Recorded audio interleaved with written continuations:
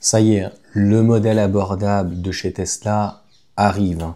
Donc les photos, en tout cas la vidéo que je vous avais montré de ce modèle Y à Fremont, qui, on se dit qu'est-ce que vient faire un modèle Y à ce moment-là? Tout le monde dit, Johan, c'est le modèle performance.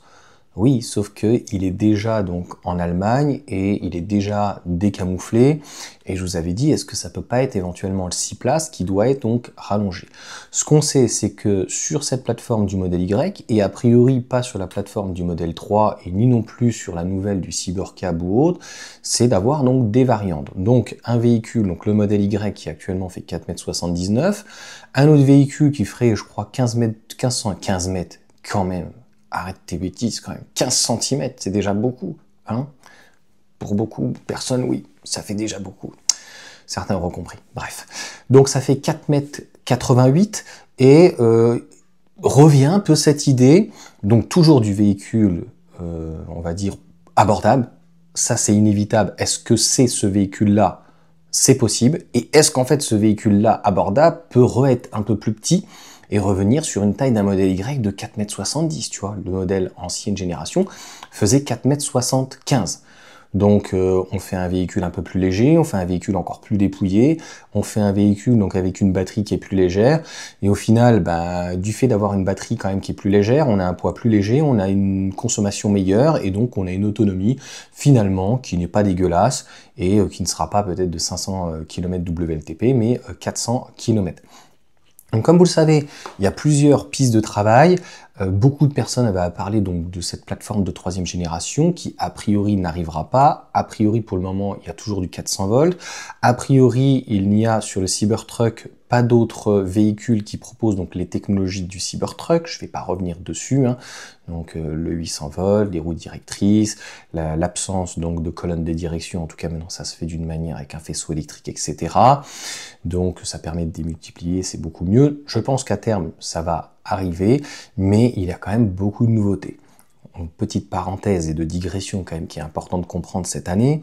Tesla, c'est le renouvellement du modèle Y et beaucoup de choses donc ont été revues. Il y a le modèle S et le modèle X donc qui est à la commande déjà aux États-Unis. Je pense pas qu'il y ait déjà eu des livraisons et nous ce sera plutôt septembre ou fin d'année ou quoi que ce soit en tout cas pour les livraisons. Et puis le modèle Y en Chine, on sait très bien, un véhicule donc plus abordable et un 6 places. Donc l'incertitude, elle est sur le modèle Y à Berlin, puisque c'est dommage, pour le modèle 3, il n'y a rien qui est prévu, donc ni à Hayon, ni de faire un véhicule plus petit, ni de faire un véhicule finalement plus compact ou quoi que ce soit. La grosse force du modèle Y et pourquoi elle se vend bien malgré qu'il soit relativement grand, c'est son haillon. Et je pense que c'est aussi son positionnement. Moi j'aime bien pourtant le modèle 3, mais les gens aiment bien le fait que le véhicule soit peut-être un petit peu plus haut, c'est peut-être plus agréable. Donc partir en tout cas soit sur un véhicule en Europe plus abordable ou un véhicule plus petit que le modèle Y actuellement de 4,79 m, ou les deux, c'est tout à fait possible. Pareil, dans cette vidéo, il y a des choses qui sont entre guillemets anormales, que je vous mettrai, calme-toi, ouais, 3 minutes pour accoucher, c'est comme ça, c'est la vie. Mais le toit, a priori, a l'air d'être obstrué. Donc, est-ce que c'est de la carrosserie peinte ou quoi? C'est trop, comme d'habitude. Qu'est-ce que fait un drone, amateur ou pas, au-dessus d'une usine? Est-ce qu'il est là pour la hype, tu vois, pour le buzz, la communication? Donc, je vais vous mettre une autre photo, illustration que vous voyez bien sur le nouveau modèle Y, mais c'est déjà comme ça sur l'ancien. Vous avez tout le pont de tour et l'intérieur, vous voyez qu'il y a une partie qui est plus claire, qui correspond donc au toit vitré. Là, a priori, on n'a pas de toit vitré. La deuxième chose, il n'y a pas de poignée effleurante. Donc, comment ça se passe? Est-ce qu'ils ont prévu autre chose? Donc, et au niveau de la taille, bon, c'est ce que je vous ai dit, hein, à 10 cm de plus, 10 cm de moins, tu le mets à côté d'un Cybertruck, tu verras pas la différence parce qu'en fait, la vidéo et les photos, de toute façon, surtout la vidéo en fait, du drone, le visionnage fait qu'on n'est pas capable donc de savoir. Ce qui est sûr, c'est que donc il manque plus que le modèle Y performance qui devra arriver d'un jour ou l'autre. Donc en fait, tu vas te relever le matin, tu vas, ah, ça y est. Modèle Y, performance est arrivé, tu as les prix, tu as les configurations, tu as les informations, etc., etc., comment tout s'appelle, etc. Donc logiquement, même avec la nouvelle teinture, je crois, en orange. Bref, ça, j'ai pas plus regardé de ça, c'est pas qui m'intéresse pas, c'est que on voit bien que Tesla essaye vraiment cette fois-ci de cacher jusqu'à la dernière minute, donc un ou plusieurs nouveaux modèles basés sur le modèle Y et une stratégie qui est entièrement en tout cas revue. Je vous rappelle, il était prévu une 3e génération et de faire donc une compacte, un cybercab, etc. et tout ce que vous voulez, robot taxi. Donc là, et d'utiliser donc la plateforme donc du modèle 3. Au final, c'est d'avoir un modèle Y donc qui est, si on peut dire, 3 versions.